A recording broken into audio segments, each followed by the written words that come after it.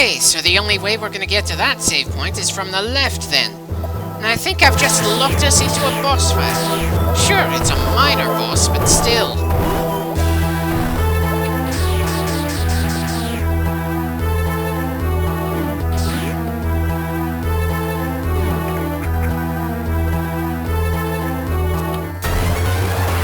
Yeah, this fight is gonna make a lot of use of that device we just activated. Now, this is one of the bare few boss class enemies in the 2D Metroid games we can injure with a standard power beam. There's nothing too complicated about this boss, so as long as you know what you're doing, it should be easy. Though clearly I do not know what I'm doing right now, so I'm just getting ripped to goddamn shreds by a very simplistic worm. Bloody hell, this is embarrassing on my part. It's one thing to get rusty, it's another altogether to forget how to deal with such a simplistic enemy boss. Every move is telegraphed, and we already know that the device on top is key to beating this thing. So why am I getting slaughtered by the second big worm we've come across in this game? Bloody hell. As far as deaths in a playthrough go, that was downright humiliating. Definitely not liking my chances for when we finally make it to Metroid Fusion, that's for sure. And that's assuming we make it that far.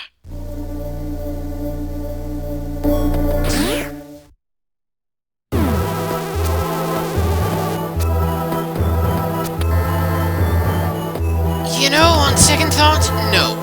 I'm not about to try to move around that boss just to avoid fighting him again. I'm going to have some bloody vengeance for that.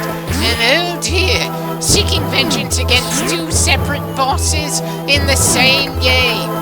Please don't tell me I'm going to be seeking vengeance on every boss in this game. I don't think even this one is worth remembering the name of, despite the fact that he's the first bastard who have managed to kill us in this playthrough.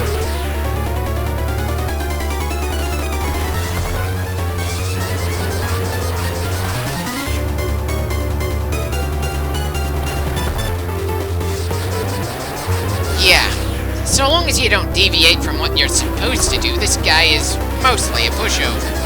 So I have a weakness to underground worms or something. Because if so, the next time we get to a save point here, I am going to take a quick break and play through some Gears of War 2 just to kill a kaiju-sized worm again. I could use that kind of confidence booster after the embarrassing way we just died here.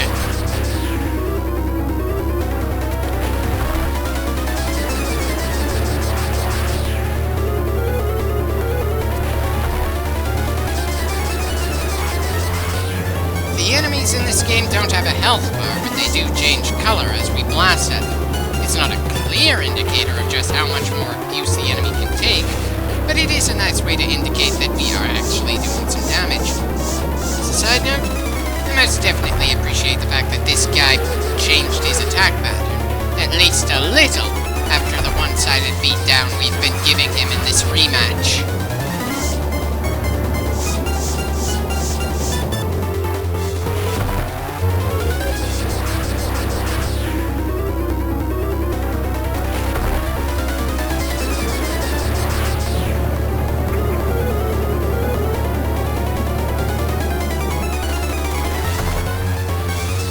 Okay, seriously, just how much more abuse can this bastard take?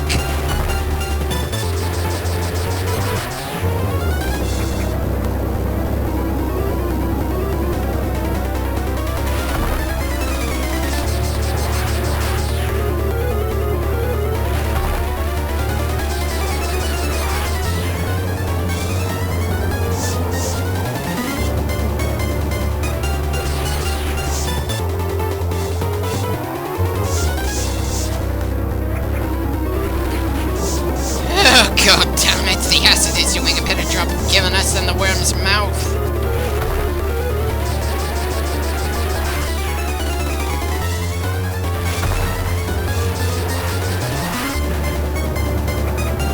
We may have done better the second time around, but it still isn't anything worth bragging about. Wonder just how many more worms we're going to gain experience fighting against as this series goes on. I certainly remember one or two other worm-style bosses in the Metroid Prime games, but not sure outside of that.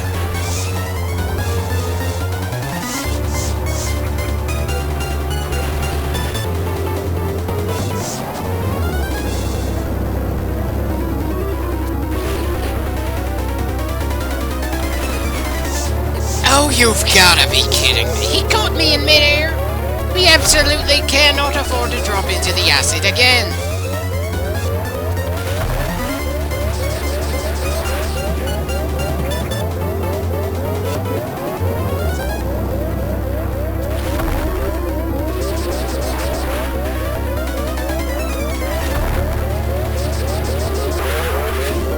And that does it. The worm is finally dead.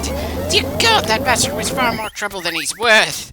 Sorry, Samus, but I'm gonna have to step away for a little bit to nurse my ego because, damn, that was absurd.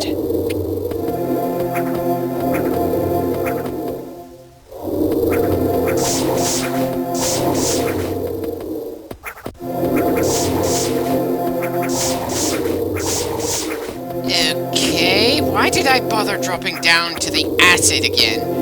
There's nothing to grab down here. Definitely haven't doubts that we're ready to fight Kraid, if this is the kind of performance I end up doing. Though I suppose I just didn't remember this boss at all, so I essentially went in there blind, but Kraid shows up in 2 different 2D Metroid games, and in both he's got the same gimmick, and we need the same trick to beat him. Definitely a lot harder to forget that big bastard, as opposed to Worm number 2.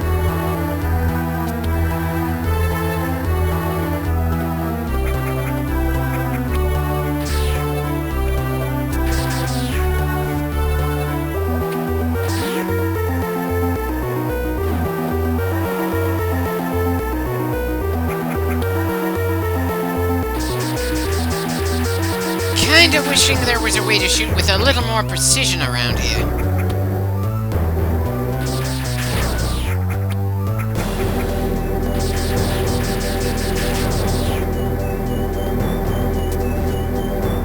Oh God, I forgot the obvious missile upgrade again. Ah, screw it, we're saving now. Not too far from the next save point at all. I'm certainly gonna need the break, that's for sure. I think my self-confidence took more of a beating than Samus's armor.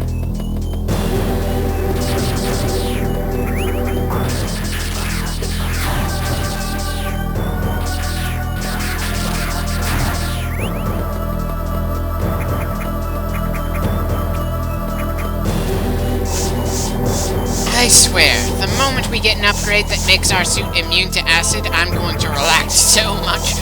I'm not sure my hands are going to be able to keep holding on to the controller. I've probably said this before, but it's worth repeating.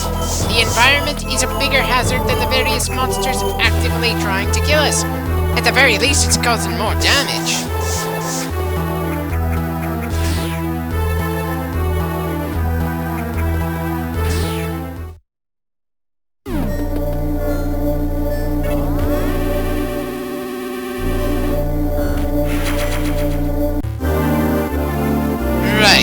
Now that I'm a little more refreshed, let's see what else we can do in this clip. At the very least, now those devices on the ceiling work, we can explore more of Kraid's area.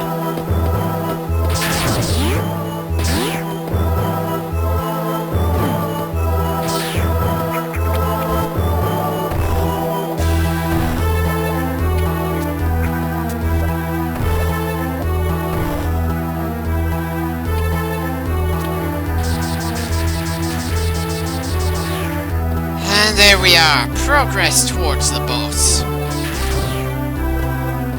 Okay, we need to go down, but there's some acid in the way. But there was also a creature down there that's generally flying around in the middle of the air. Kind of odd, but let's check the upper area first.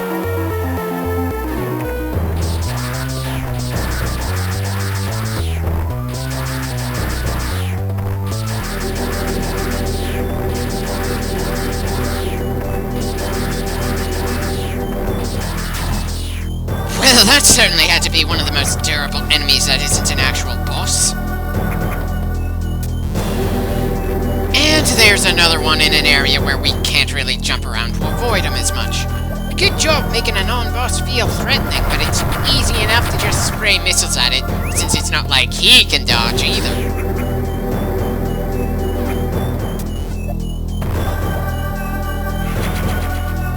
Considering we kind of skipped some other upgrades on the way over here, I somehow feel like another missile upgrade is a little disappointing.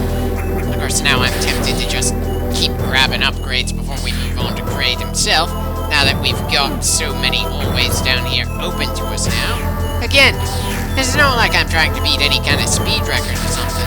At the very least, it'll give us a chance to replenish our ammo, gain some more health before the big fight, and possibly regain a bit of confidence.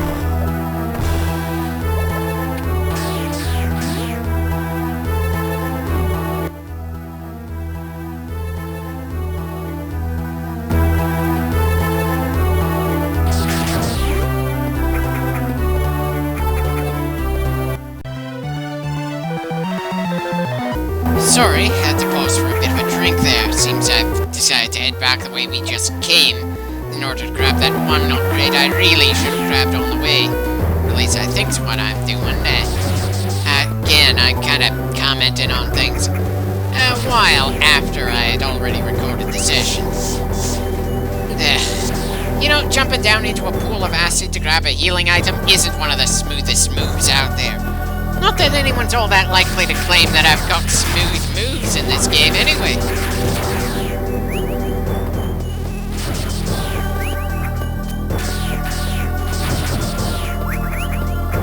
Well, at least we're back to over 90% on this tank. That's gotta be worth something.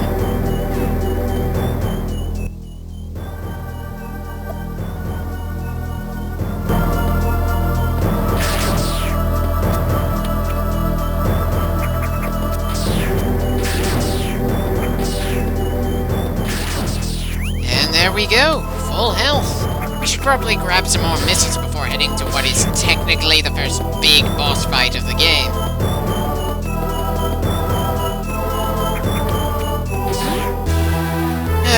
God damn it. Did I just entirely forget about the cannon that was sitting right under us right there? The one we used to get up there in the first place? Or am I just content with the fact that we've gotten so much health in our replenishing our missiles that I'm gonna move straight to Kraid from here? It's a little awkward that I'm being this caught off guard by my own actions. But then that's one of the risks you take when you try to comment on things long after you've already recorded it all. I suppose that kind of brain fart, being unable to fully predict what I do next, is to be expected.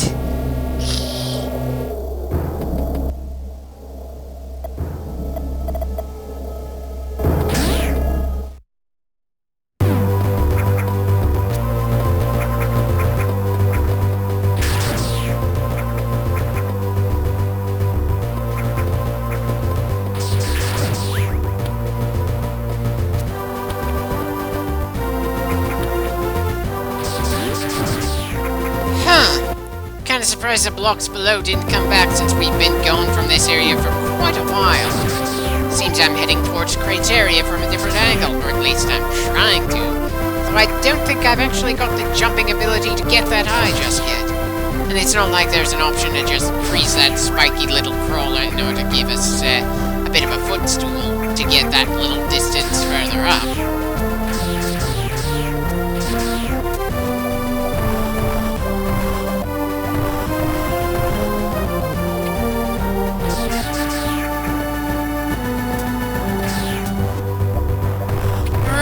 Doesn't look like there's anything hidden in these corners. Kinda debating with myself if I'm going to do another Metroid 2 remake or Samus Returns next. But either way, I'm hoping I don't feel so paranoid about each bit of ground hiding some random secret and feel the need to check when I get to those games. Regardless of which game I do after this one, I damn well hope I regain the sense to grab the stuff we know that happens to be close by, rather than run off to try to find something that may not even exist. I know it's all part of the charm of this series, but still, I'm just annoyed with a few of my choices so far in this game.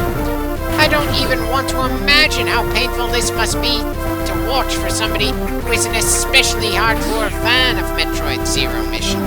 Though I do hope I'm managing to still be entertaining as I groan at my own decision-making process at the time.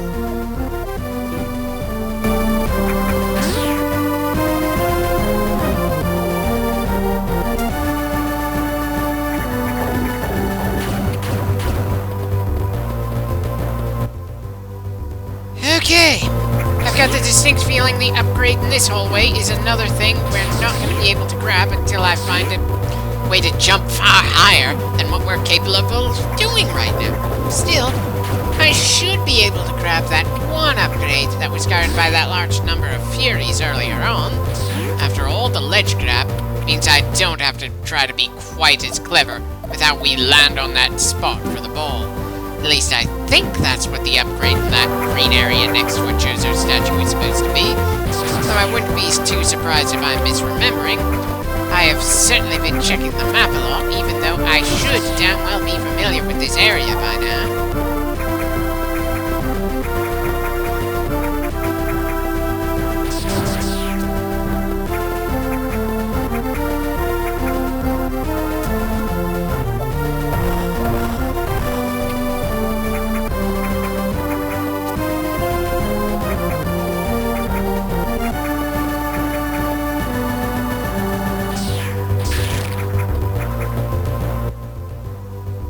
Right, seems I overshot the area I was actually trying to climb to.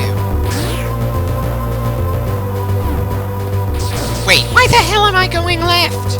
Please tell me I'm not going to try getting past the area with the skulls of Kraid and Ridley before we've even fought either of them. Please tell me I had the sense to check for secret areas, instead of for some reason thinking we could get through that dead end way before we're going to be allowed to.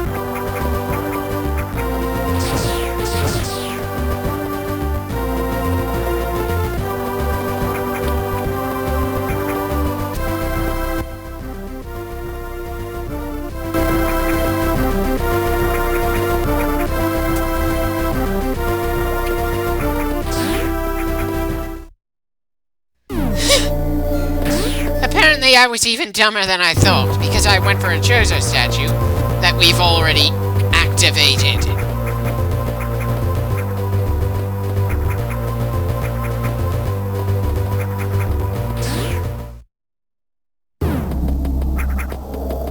And there we go. Me trying to get by a path we already established we're not going to be able to get through. Either I was sleep-deprived or drunk when I decided to record this particular session.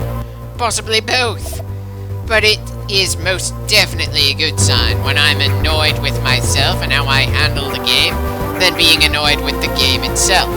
Usually, I'm bitching about storytelling decisions or questionable gameplay design. Here, I'm bitching about getting lost when we damn well have all the tools we need to find our way onwards, including a bloody map. No storytelling complaints, because the story is purposely pretty simple and just lets you interpret the various events however you want, as you're given the freedom to go in any of the directions open to you with the tools you are fairly gathering and earning here. Very nice change of pace compared to my usual games.